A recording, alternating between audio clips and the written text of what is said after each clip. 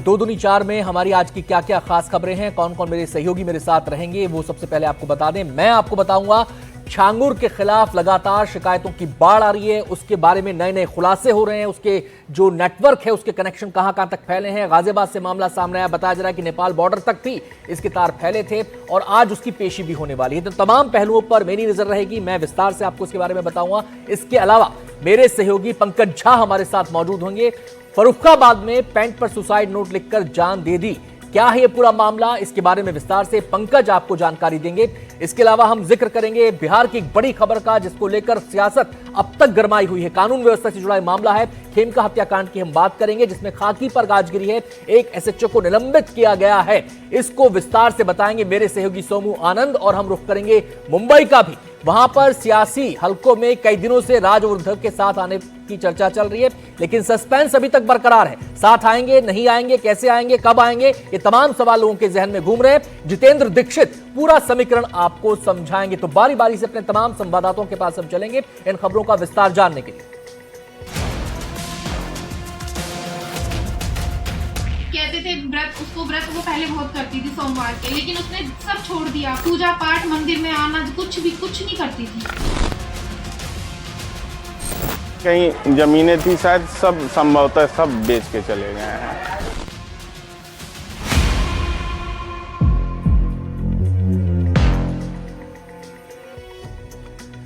तो छांगुर के अधर्मलोक की हम सबसे पहले बात करेंगे। एक ऐसा नेटवर्क छांगुर ने खड़ा किया जिसके तहत लोगों को बरगलाकर, बहलाकर, फुसलाकर, लालच देकर, डराकर, धमकाकर, ब्रेन वॉश करके उनका धर्मांतरण कराया जाता था। और टारगेट पे सबसे ज्यादा लड़कियां होती थी, बकायदा उनका रेट कार्ड तय किया गया था। अब इसको लेकर नए नए खुलासे हो रहे हैं, हर दिन कुछ नया पहलू सामने आ जाता है। इसी कड़ी में छांगुर को लेकर लखनऊ की पीड़िता ने बड़ा आरोप लगाया है। क्या आरोप लगाया है? वो ये कि छांगुर के करीबी डॉक्टर पर धर्मांतरण कराने का आरोप उन्होंने लगाया है। इस पीड़िता ने आरोप लगाया कि छांगुर का एक करीबी डॉक्टर है जो धर्मांतरण कराता है, और ये जो डॉक्टर है ये महाराजगंज का रहने वाला है। गंभीर आरोप इस पर लगे हैं। डॉक्टर अबू अरेरा अंसारी और बेटे आमिर पर ये आरोप लगाए गए हैं। हिंदू लड़कियों को प्रेम जाल में फंसाने का आरोप है। महाराजगंज के नौतनवा कस्बे का रहने वाला है डॉक्टर अबू अंसारी। तो छांगुर बाबा ने एक ऐसा नेटवर्क फैला रखा था जिसमें वो तमाम उन लोगों को शामिल करता था जिनका इन्फ्लुएंस है, जो लोगों को प्रभावित कर सकते हैं, ब्रेन वॉश कर सकते हैं। तो उसी कड़ी में ये एक नया आरोप सामने आया है। पीड़िता ने ये आरोप लगाया है कि एक डॉक्टर और उसका जो बेटा है वो धर्मांतरण के इस खेल में शामिल थे। तो एक और नया पहलू इस मामले में, हिंदू लड़कियों को प्रेम जाल में फंसाने का आरोप। और जैसा कि मैंने शुरुआत में आपको बताया था कि छांगुर बाबा ने बकायदा लड़कियों के लिए रेट कार्ड तैयार कर रखा था और उसके हिसाब से पेमेंट किया जाता था उनके गुर्गों को। ये सारा इल्जाम झूठा है, सारा झूठ बोल रही हैं वो। और यहाँ पर जो है 1 साल पहले आई थी, मैंने जिंदगी में कभी उनको देखा ही नहीं था। वो वहाँ करके जो है बाईपास पे किसी भाई के वहाँ, सूरज खान के वहाँ भी रुकी थी। वहाँ से रुक करके जो है वो क्या नाम है, पूरा जायजा ली। उसने कहा कि आमिर अंसारी ने उसको अपने प्रेम जाल में फंसाया। ये सच इसमें आपको लगता है सच्चाई? वो लड़की सही कह रही है? नहीं, सब झूठ है। वो जो है उसका नाम अमित है ही नहीं है। अगर अमित नाम रहता तो उसका स्कूल में जो है एडमिशन नहीं होता है। वो बता रही नाम बदल कर एक मुस्लिम युवक हिंदू बनकर उसके साथ इस तरह से उसने नहीं सर, ये सारा सर झूठ है। क्या उनकी संदिग्ध गतिविधि थी?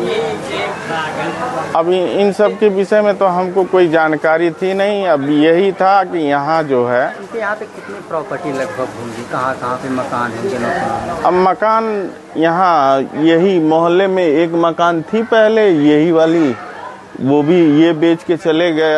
और छोटी मोटी कहीं जमीनें थी शायद, सब संभवतः सब बेच के चले गए हैं। यहाँ पे अब्बू अरेरा अंसारी रहते थे। कब वो यहाँ? वार्ड नंबर 11 में रहते थे। अच्छा। मैं 16 का निवासी हूँ। तो क्या अभी वो रहते हैं कि नहीं, वहाँ यहाँ से बेच के वो चले गए अलीगढ़। कितना साल हो गया उनको? अरे गए वो तो हम जाने 10-12 साल से ऊपर ही हो गया, उससे कम नहीं हुआ। क्या करते थे वो यहाँ पे? हाँ, अपनी वो दवा की दुकान चलाते थे, डॉक्टर थे। कितना साल हो गया उनको यहाँ? अरे 10-12 साल से ऊपर ही होगा, इससे कम नहीं हुआ होगा।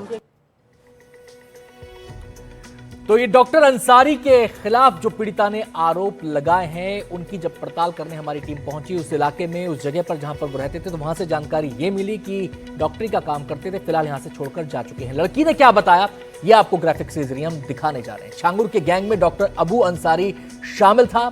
गैंग में अबू का बेटा आमिर अंसारी भी शामिल था। हिंदू लड़कियों को प्रेम जाल में फंसाया जाता था और यह काम डॉक्टर के इशारे पर होता था। धर्मांतरण कराने छांगुर के पास ले जाता था डॉक्टर। छांगुर के पास लड़कियों का ब्रेन वॉश किया जाता था जिससे कि वो अपना धर्म परिवर्तन कर लें। तो ये इस पीड़िता ने आरोप लगाए हैं। फिलहाल जिस डॉक्टर का वो जिक्र कर रही हैं वो अपने उस घर में नहीं रहता जहां पर पहले रहता था, उस मोहल्ले में नहीं रहता जहां पर पहले रहता था। जानकारी मिली है कि घर को छोड़कर वो कहीं और जा चुका है। अलीगढ़ का भी इसमें जिक्र आ रहा है। चलिए, ये तो बात हुई एक आरोप की। अब जरा हम आपको बताते हैं कि खुलासे क्या क्या हो रहे हैं। छांगुर की पूछताछ में कई अहम खुलासे भी हुए हैं और खुलासा ये हुआ है कि आईएसआई से भी छांगुर का कनेक्शन था। ये बड़ा खुलासा है। नेपाल बॉर्डर तक धर्मांतरण के तार जुड़े थे। नेपाल बॉर्डर के कई इलाकों में सक्रिय था ये नेटवर्क। तो धर्मांतरण की अवैध फैक्ट्री का जो जाल था वो बॉर्डर तक फैला हुआ था। इसमें कई अहम खुलासे हुए हैं, ये हम आपको भी बताएंगे। तो ये पूछताछ में सामने आ रहा है कि इसका आईएसआई कनेक्शन और नेपाल बॉर्डर तक इसकी पहुंच, यानी कि वहां तक इसने अपना जाल फैला रखा था, इसके गुर्गे वहां तक सक्रिय थे। अब आपको ग्राफिक्स के जरिए बताते हैं कि कैसे नेपाल बॉर्डर तक ये पूरा जाल फैला हुआ था, धर्मांतरण की फैक्ट्री कैसे चल रही थी और क्या क्या खुलासे हुए हैं। आपको बताएं, महाराजगंज सिद्धार्थनगर में छांगुर के गैंग सक्रिय थे। नेपाल बॉर्डर के कई इलाकों में नेटवर्क सक्रिय था। यहां बड़े पैमाने पर धर्मांतरण का खेल चल रहा था। लड़कियों को बहला फुसला कर जाल में फंसाया जाता था। छांगुर उर्फ जलालुद्दीन का आईएसआई से संपर्क भी पूछताछ में सामने आया है। छांगुर को 40 खातों में विदेशों से फंडिंग होती थी और उसमें करोड़ों रुपए की ट्रांजैक्शंस का पता चला है जांच के दौरान। और इस बीच आपको बताएं कि छांगुर को लेकर एक और बड़ी खबर यहां पर मैं आपको बताने जा रहा हूं। ये तो आपने देखा कि कैसे बॉर्डर तक उसका जाल फैला था, पीड़िता ने क्या आरोप लगाया। बड़ी खबर ये कि छांगुर गैंग का गाजियाबाद कनेक्शन भी सामने आया है। ना जाने कहां कहां तक इसका जाल फैला हुआ था। जैसे जैसे जांच आगे बढ़ रही है, परत दर परत इस पूरे के पूरे धर्मांतरण रैकेट का खुलासा हो रहा है। गाजियाबाद कनेक्शन भी सामने आ रहा है। छांगुर और उसके गुर्गे बदर अख्तर सिद्दीकी पर आरोप है। छांगुर गैंग पर एक लड़की को गायब करने का आरोप है, बड़ा आरोप। 2019 से जो लड़की लापता है उसकी बहन ने कई बड़े खुलासे किए हैं। छांगुर के गुर्गे बदर अख्तर सिद्दीकी पर आरोप है और ये आरोप लगाया गया है उस लड़की की बहन की तरफ से जो गायब हो गई थी। उनका कहना यह है कि मेरी बहन का ब्रेन वॉश किया गया, नौकरी का झांसा देकर दुबई ले जाया गया, ये पीड़ित परिवार कह रहा है। और आपको विस्तार से ग्राफिक्स के जरिए बताते हैं कि आखिर ये गाजियाबाद कनेक्शन का पूरा मामला दरअसल है क्या। शागिर्द बदर अख्तर सिद्दीकी ने साजिश रची। बदर के संपर्क में आने के बाद पूजा पाठ छोड़ दिया। भगवान के नाम से चिढ़ती थी, पेरेंट्स से कट गई। उस लड़की का हम जिक्र कर रहे हैं जो 2019 से लापता है। बदर अख्तर सिद्दीकी ने बहन का ब्रेन वॉश किया, ये पीड़ित परिवार उसकी बहन आरोप लगा रहे हैं। दुबई में नौकरी दिलाने का झांसा दिया और दुबई ले जाकर बहन को पीटने लगे, सिगरेट से जलाने लगे, ये आरोप भी लगाए गए। युवती बार बार छांगुर बाबा का नाम लेती थी। 24 अक्टूबर 2019 से युवती का पता नहीं है। तो आज लगभग 5 साल हो गए हैं इस युवती को, 5 से भी 6 साल हो गए इस युवती को जब से वो गायब है। परिवार परेशान है। सर, मेरी बहन ट्रैवल एंड टूरिज्म का कोर्स कर रही थी, जिस दौरान इससे बातचीत हुई बदर अख्तर सिद्दीकी नाम के आदमी से। इसने उसको बातचीत करना और इसको गाड़ियों में वो करना, उसको मैनिपुलेट करना चालू कर दिया। फिर उसको धीरे धीरे ऐसी ऐसी लाइफ दिखाने लगा कि जैसे तेरे घर वाले तो तेरे लिए कुछ नहीं करेंगे, जो भी हूँ मैं ही हूँ, मैं तेरी सारी मॉडलिंग करवाऊंगा, जॉब करवाऊंगा। उसको इस तरह से अपनी बातों में वो बहलाने लग गया। फिर उसके बाद एक बार वो घर वापस आ गई, चली गई थी, इसमें जो कि बदर अख्तर सिद्दीकी ही लेके गया था। फिर उसने उस टाइम पे ब्रेन वॉश कर दिया। दोबारा जब वो गई तो उसने बताया कि ये इसको कुछ चावल वावल भी देता था पड़वा के।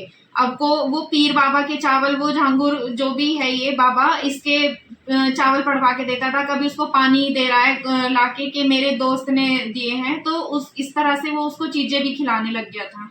कभी छांगुर बाबा का जिक्र किया, ये पीर बाबा छांगुर जो है वो अपने आप को नाम लेती थी वो कि पीर उसके जो साथ में है, इसके जो बड़े हैं, इसको कोई दिक्कत नहीं होगी। उसने पूजा करनी बंद कर दी सर। वो पूजा ही नहीं करती थी। भगवान के नाम पे चिढ़ना, अजीब सी हरकतें करना, घर में अकेले बैठे रहना, किससे बात ही नहीं करती थी वो। मतलब घर में भी मम्मी पापा से भी ढंग से बात नहीं करती थी।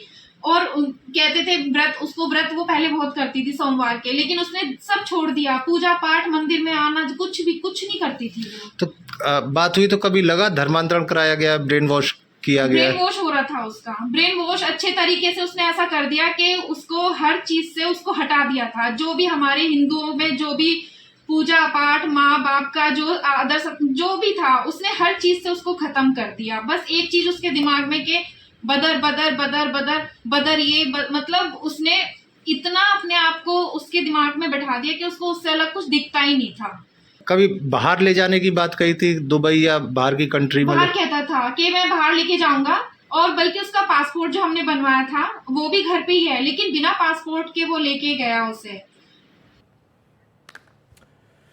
तो सुना आपने पीड़िता की बहन ने क्या आरोप लगाए हैं कि कैसे हर दिन हर पल वो परिवार से अलग होती चली गई, अपने जो संस्कार थे उनसे अलग होती चली गई। ऐसा प्रभाव छांगुर बाबा ने और उसके गैंग के लोगों ने उस पर छोड़ दिया था। छांगुर बाबा को लेकर लगातार नए खुलासे सामने आ रहे हैं। अब ऐसी खबर है कि छांगुर सिर्फ मोहरा है और उसके पीछे चेहरा कोई और है, यानी मास्टरमाइंड कोई और है। ये रिपोर्ट देखते हैं।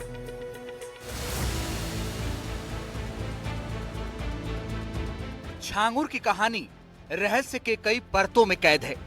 जैसे जैसे परतें हटती जाती हैं, नई नई कहानियां सामने आती हैं, और हर कहानी में ऐसे ही काम जो छांगुर की अनैतिक लालसा का भांडाफोड़ करते हैं। आगे बढ़ने से पहले आपको बता दें, जलालुद्दीन उर्फ छांगुर के साथ पकड़ी गई नसरीन का असली नाम नीतू है। छांगुर ने नीतू और नवीन के साथ साथ उनकी बेटी का भी धर्मांतरण करवा दिया और उसका नाम सबीहा रख दिया। इतना ही नहीं, नवंबर 2015 में दुबई के Islamic affair and charitable activities department की ओर से धर्मांतरण का प्रमाण पत्र भी जारी हुआ। सबीहा की उम्र जैसे ही 18 साल हुई, छांगुर ने उसकी सगाई अपने ही नाती से करा दी। छांगुर के करीबी बब्बू खान के मुताबिक दहेज में नीतू उर्फ नसरीन ने कीमती जमीन ली और करीब 5 करोड़ रुपए की लागत से शोरूम बनवाया। चट मंगनी पट ब्याह की तर्ज पर अगस्त में निकाह की तैयारी थी, लेकिन एटीएस के शिकंजे के चलते पूरी योजना खटाई में पड़ गई। इस वक्त सबीहा छांगुर के दूसरे परिजनों के साथ लखनऊ के खुर्रम नगर स्थित आवास में रह रही है।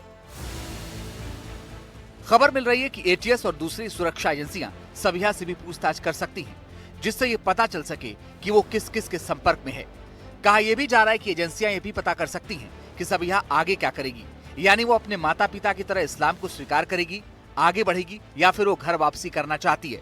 दरअसल जांच का मकसद ये पता करना है कि कहीं छांगुर या उसके घर वालों की तरफ से सबीहा पर कोई दबाव तो नहीं है। सुरक्षा एजेंसियां नीतू के पैतृक स्थान पर जाकर भी और जानकारी जुटाने की तैयारी कर रही हैं। इसके लिए एक टीम मुंबई भी भेजी जा सकती है। इतना ही नहीं, मुंबई के मुलुंड में नवीन का परिवार भी रहता है, जो अब हिंदू हैं। इस बीच छांगुर के बारे में भी दावा किया जा रहा है कि उसके पीछे कोई बड़ा मास्टरमाइंड है, कोई है जो छांगुर को फोन पर फरमान सुनाता था और छांगुर बिना देरी के उनका पालन करता था। बताया जाता है कि इन दोनों ने अपनी बेटी समाले का भी धर्मांतरण करवा दिया था। समाले नवीन रोहरा को अब सबीहा के नाम से जाना जाता है।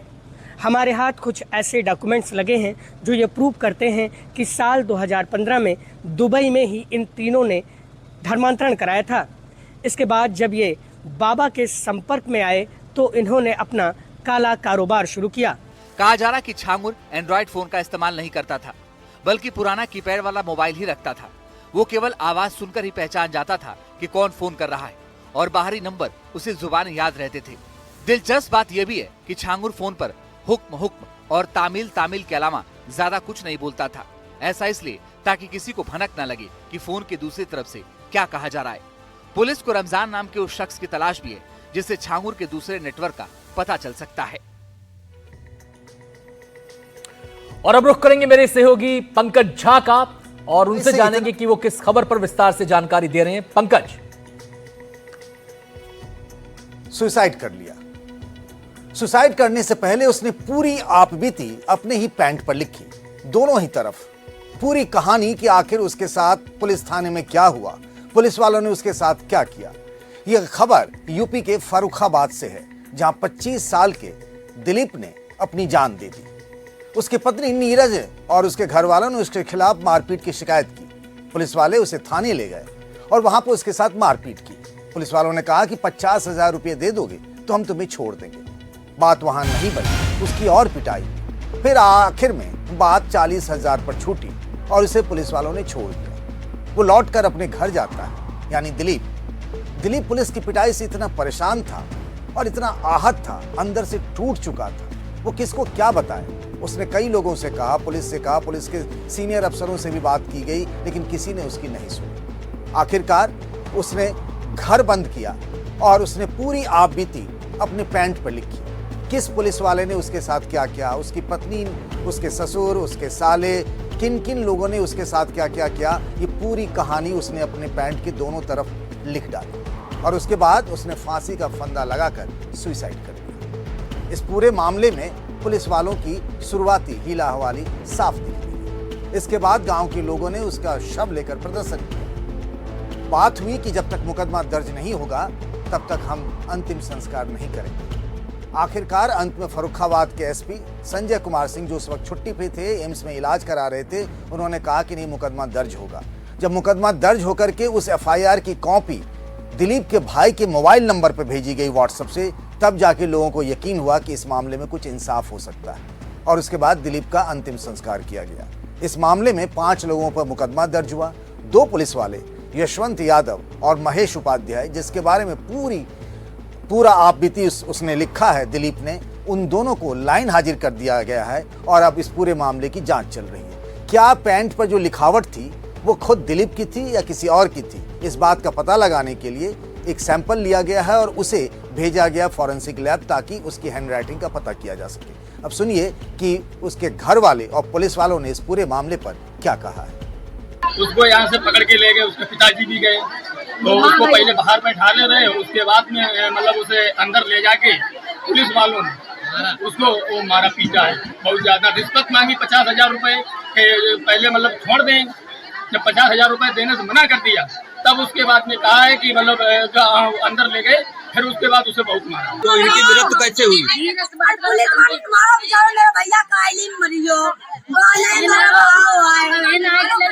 तो कौन पुलिस वाला था, जानकारी है? कौन थी? पोस्टमार्टम के रिपोर्ट में जो मृतक है उसके शरीर पे कोई भी चोट के निशान नहीं पाए गए हैं। इस संबंध में मृतक के परिजनों द्वारा एक तहरीर दी गई है, जिसमें महिला के पिता, उसके जीजा और उसके भाई के साथ साथ 2 पुलिसकर्मियों पे भी आरोप लगाए गए हैं। इस संबंध में सुसंगत धाराओं में मुकदमा पंजीकृत कर लिया गया है। इस संबंध में साक्ष्य संकलन कर कठोरतम कार्रवाई की जा रही है। पोस्टमार्टम रिपोर्ट में क्या है? पोस्टमार्टम रिपोर्ट में मृत्यु का कारण फांसी लगाना आया है। जैसा अभी आपने महिला पुलिस अधिकारी को सुना कि पोस्टमार्टम रिपोर्ट में कहीं भी दिलीप पर जख्म के निशान नहीं थे, यानी शुरुआती जांच में जो कहा जा रहा है कि उसकी पिटाई हुई, उस बात से पुलिस इनकार कर रही। अब एक खबर रिश्तों के बिखरने की, टूटने की। एक संस्कृत में श्लोक है, कुपुत्रो जायते क्वचिदपि कुमाता न भवति, यानी बेटा खराब हो सकता है, कुपुत्र हो सकता है, लेकिन मां नहीं। लेकिन लखनऊ की कहानी ने पूरे रिश्तों की पोल खोल कर रख दी। कभी कभी यकीन भी नहीं हो पाता कि ऐसा किसी मां ने किया होगा अपनी 5 साल की बच्ची के साथ, पर यह है 16 आने सच। कहानी रोशनी खान की है, जिसके पति का नाम शाहरुख खान है और वो अपने उदित जायसवाल, जो अपने बॉयफ्रेंड के साथ लखनऊ में ही एक घर में रहती थी। ये घर भी उसके पति शाहरुख खान का था। कहानी कुछ यूं है कि उसकी 5 साल की बेटी हमेशा अपनी मां से जिद करती थी कि उसे अपने पिता यानी शाहरुख खान के पास ले जाया जाए, लेकिन वो तो किसी और ही नशे में थी। रोशनी खान अपने बॉयफ्रेंड उदित जायसवाल के साथ रहती थी और उसके बाद वो लगातार अपनी बेटी, जो हमेशा उससे जिद करती थी, उससे परेशान होकर इन दोनों ने एक रात प्लानिंग की और सबसे पहले अपनी बेटी को, 5 साल की बेटी को उसकी मां ने मारा, पीटा।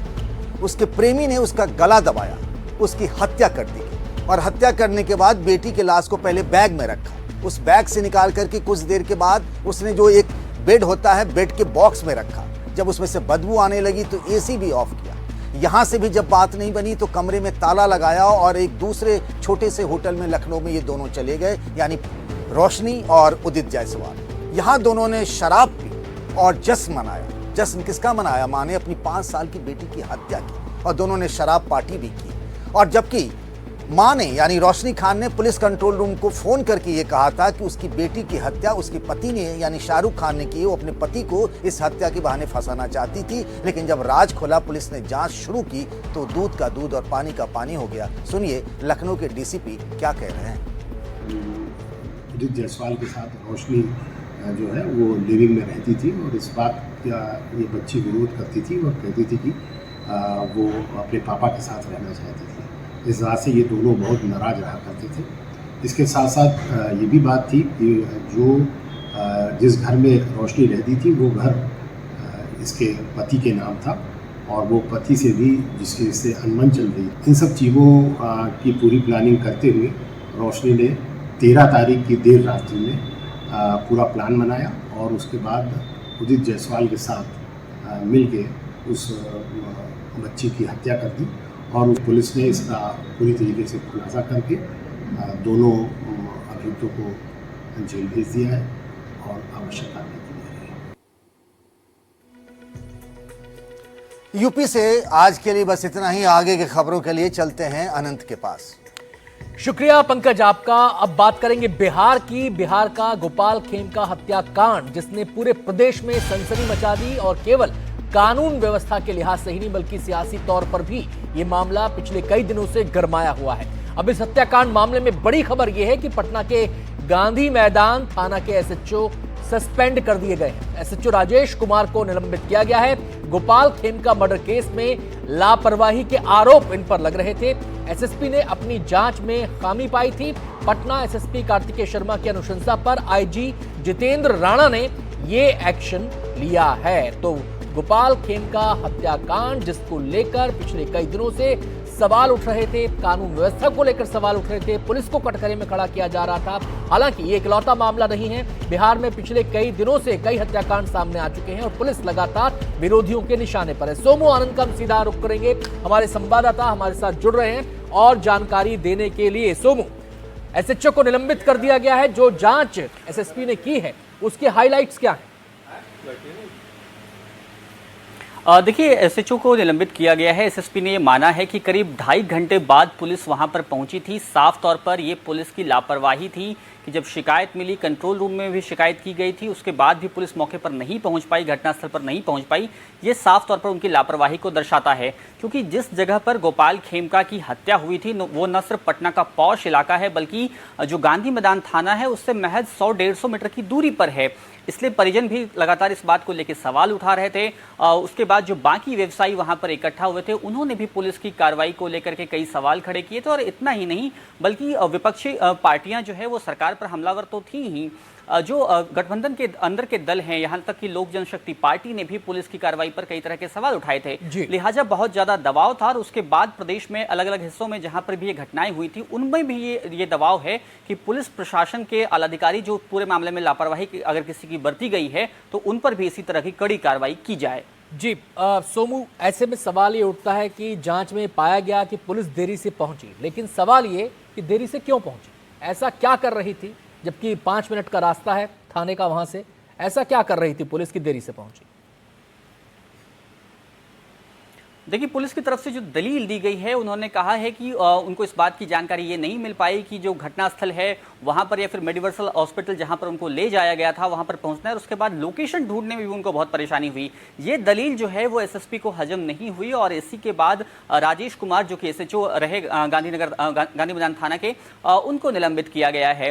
लेकिन सवाल सिर्फ इतना ही नहीं है बल्कि उसके बाद भी पटना में जिस तरह से अलग अलग जगहों पर हत्याएं हुई हैं वो साफ तौर पर ये दर्शा रही हैं कि अपराधियों के हौसले किस कदर बुलंद हैं। तो जाहिर तौर पे लगातार ये मांग भी हो रही थी कि पुलिस के अधिकारी जो पूरे मामले में जिनकी लापरवाही साफ तौर पर देखी गई है और अलग अलग मामलों में भी, हालांकि उसके बाद एक लिस्ट आई थी जिनमें कई सारे आईपीएस का तबादला किया गया था, लेकिन इस तरह की किसी घटना में एक्शन जो है वो बिहार में हाल के दिनों में पहली बार हुआ है। जी सोमू, एक सवाल और है। वो सवाल ये कि जो एसएसपी साहब ने जांच की है उसमें केवल लापरवाही को ही आधार माना गया है या इसका कोई और पहलू भी हो सकता है? इसकी तरफ क्या कोई इशारा है?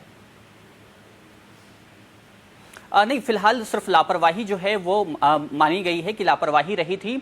कोई और एंगल फिलहाल अभी तक की जांच में सामने नहीं आया है, लेकिन पुलिस की टीम अभी क्योंकि जांच भी कर रही है, एसएसपी और भी आगे जांच कर रहे हैं। इससे पहले भी हमने देखा कि इस मामले में जब बेऊर जेल पहुंची थी, करीब 12 थाने की पुलिस वहां पर पहुंची थी, छापेमारी हुई थी, उस मामले में भी 3 जो कक्षपाल थे उनको निलंबित किया गया था और उसके बाद ये एक्शन हुआ है। तो जाहिर तौर पे इस मामले में पुलिस जो है वो कड़ी कार्रवाई करना चाह रही है, क्योंकि गोपाल खेमका न सिर्फ बड़े व्यवसायी थे बल्कि भारतीय जनता पार्टी के नेता भी थे और उनकी हत्या से पूरा व्यवसायी समाज जो है वो आक्रोशित था और प्रदेश में एक तरह से कानून व्यवस्था को लेकर लगातार सवाल उठ रहे थे। इसलिए अभी भी इस मामले की जांच जारी है। फिलहाल जो जांच सामने आई है उसमें सिर्फ लापरवाही को ही एक कारण माना गया है।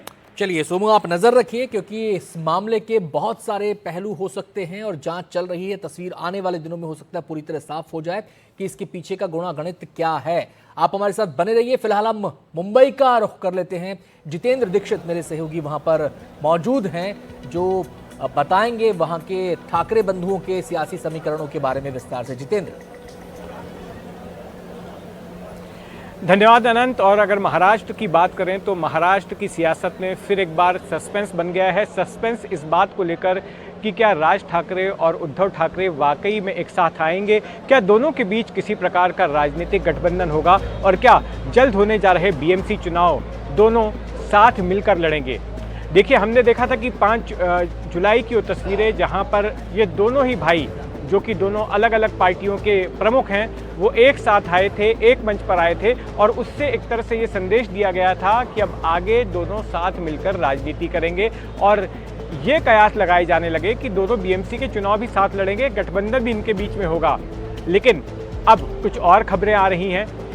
प्रकाश महाजन जो कि महाराष्ट्र नवनिर्माण सेना यानी कि राज ठाकरे की पार्टी के नेता हैं, उन्होंने ऐसा कहा है कि एमएनएस पदाधिकारियों और कार्यकर्ताओं के बीच इस बात को लेकर मतभेद पैदा हो गया है कि उद्धव ठाकरे के साथ जाया जाए। कुछ लोग मानते हैं कि उद्धव के साथ नहीं जाना चाहिए, तो कुछ का कहना है कि दोनों भाइयों को एक साथ आ जाना चाहिए, इससे मराठी लोगों की ताकत बढ़ेगी। वहीं इस पर राज ठाकरे ने भी अनौपचारिक तौर पर बातचीत करते हुए ऐसे संकेत दिए कि जो 5 जुलाई का इवेंट था, इसका मतलब ये ना निकाला जाए कि अगर दोनों उस वक्त साथ में आए थे तो आगे भी साथ में ही रहेंगे और दोनों के बीच कोई राजनीतिक गठजोड़ हो सकता है। उन्होंने ये कहा कि बीएमसी चुनाव दोनों साथ मिलकर लड़ेंगे या नहीं लड़ेंगे, इस पर बाद में फैसला लिया जाएगा।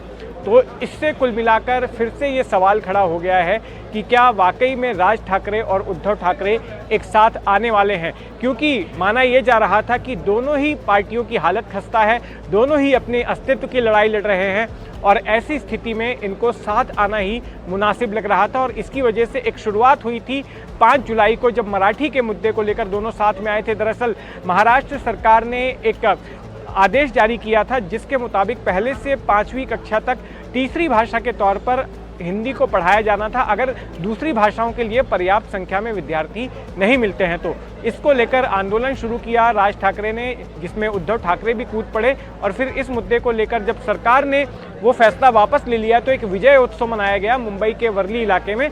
उस मौके पर ये दोनों साथ में आए थे और उसको राजनीतिक परिदृश्य में इस तरह से देखा गया कि जो 20 साल पुरानी अदावत दोनों भाइयों के बीच चल रही थी वो अब खत्म हो गई है, दोनों भाई साथ में आ गए हैं। लेकिन ऐसा होता नहीं दिख रहा। मेरे साथ इस विषय पर बात करने के लिए वरिष्ठ पत्रकार मयूर परीख मौजूद हैं। मयूर, आप क्या देखते हैं, राज ठाकरे के तरफ से उस तरह का उत्साह नहीं दिखाया जा रहा है जैसा कि उद्धव ठाकरे से नजर आ रहा है। उद्धव ठाकरे बेहद उत्साहित लग रहे हैं, लेकिन राज ठाकरे से ऐसे संकेत मिलते नहीं नजर आ रहे कि वे उत्साहित हैं उद्धव के साथ राजनीतिक तौर पर आने के लिए। आपका क्या आकलन है? देखिए, राजनीति में जो सबसे आखिरी पत्ता खेलता है उसे हमेशा कटिंग एज एडवांटेज मिलता है और राज ठाकरे जो हैं वो आखिरी दिन तक पत्ते जो हैं वो अपने सीने से लगाए हुए रखना चाहते हैं। इसके उनको कई सारे फायदे मिलने वाले हैं। पहला फायदा यानी ये कि यदि वो अभी डिक्लेयर कर देते हैं कि एमएनएस और यूबीटी सेना दोनों एक साथ लड़ेगी तो उनकी पार्टी के भीतर भी जिन जगहों पर दोनों पक्षों के नेताओं का एक प्रेजेंस है, एक वार्ड में या एक विधानसभा क्षेत्र में, वो यहाँ वहाँ भागना शुरू कर देंगे। दूसरी तरफ उनकी जो नेगोशिएशन की पावर है वो कहीं ना कहीं खत्म हो जाती है। और सबसे बड़ी बात यह है कि पालिका चुनाव तो अब तक डिक्लेयर ही नहीं हुआ है, तो जब तक सामने आपके शिकार नहीं आया है तब तक गोली चलाने की आखिर जरूरत ही क्यों है। और ऐसे में वो गठबंधन डिक्लेयर न करते हुए एक बात बहुत क्लियरली डिक्लेयर कर चुके हैं कि वो अपने पत्ते आखिरी दिन तक अपने सीने से लगाए रखना चाहते हैं ताकि वो सही समय पर एक मास्टर स्ट्रोक खेल सके, जिसके लिए राज ठाकरे जो हैं वो बहुत ही बेहतरीन ढंग से जाने जाते हैं। जी बिल्कुल मयूर, धन्यवाद इस टिप्पणी के लिए। देखिए अभी इसमें आगे ये होने वाला है कि 18 और 19 तारीख को उद्धव ठाकरे अपने अखबार सामना में अपना ही इंटरव्यू प्रकाशित करवाने वाले हैं 2 सीरीज में, और उसमें इस विषय पर वो अपनी बात रखेंगे। हो सकता है कि कोई बड़ा ऐलान जो है इस सिलसिले में किया जाए, जिससे कि महाराष्ट्र की राजनीति में फिर से एक बार चर्चा गर्म हो सकती है। हमारी नज़र बनी रहेगी। धन्यवाद मयूर हमसे जुड़ने के लिए। अब आइए चलते हैं मेरे सहयोगी अनंत के पास।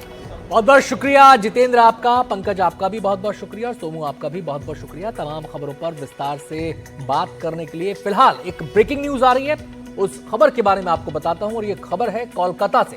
कोलकाता में सीएम ममता बनर्जी का मार्च जारी है। टीएमसी का आरोप है कि बंगाली लोगों को निशाना बनाया जा रहा है। बंगालियों से भेदभाव का आरोप उन्होंने लगाया है। बीजेपी शासित राज्यों में उन्हें प्रताड़ित किया जा रहा है। टीएमसी का आरोप है कि बंगाली लोगों को अवैध प्रवासी करार देने की साजिश चल रही है।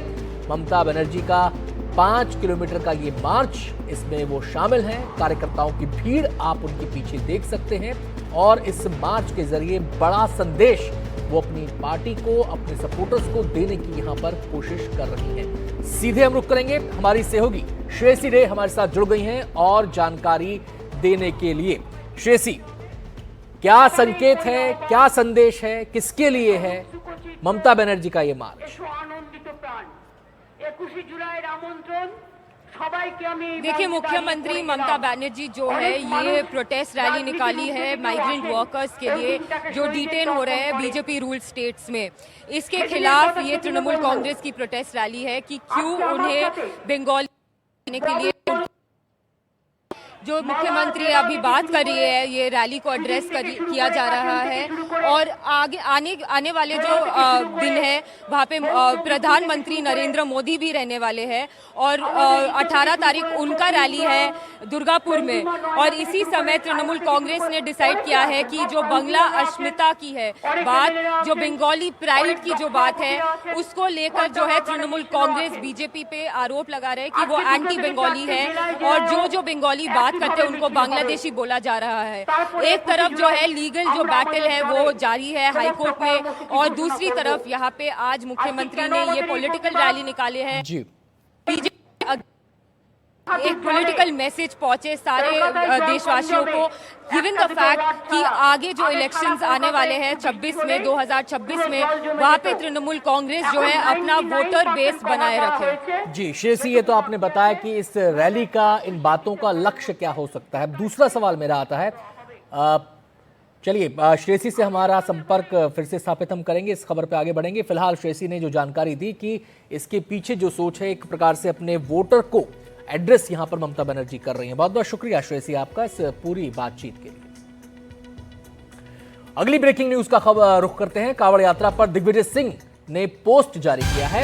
कांवड़ और नमाज की तस्वीरें पोस्ट की हैं। पहली तस्वीर में सड़क पर कांवड़ रखे हैं, दूसरी तस्वीर में नमाज अदा कर रहे लोगों के साथ पुलिस मारपीट कर रही है।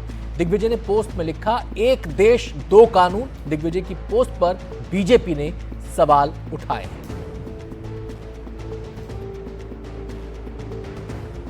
तो ये तस्वीरें आप देख सकते हैं जो दिग्विजय सिंह ने एक पोस्ट के जरिए जारी की हैं। उनमें एक तरफ कांवड़ की तस्वीर दिखाई गई है और दूसरी तरफ नमाज अदा कर रहे लोगों पर पुलिस के साथ तस्वीर दिखाई गई है। उसमें लिखा है कि एक देश दो कानून, और इसके जरिए वो एक संदेश देने की यहाँ पर कोशिश कर रहे हैं।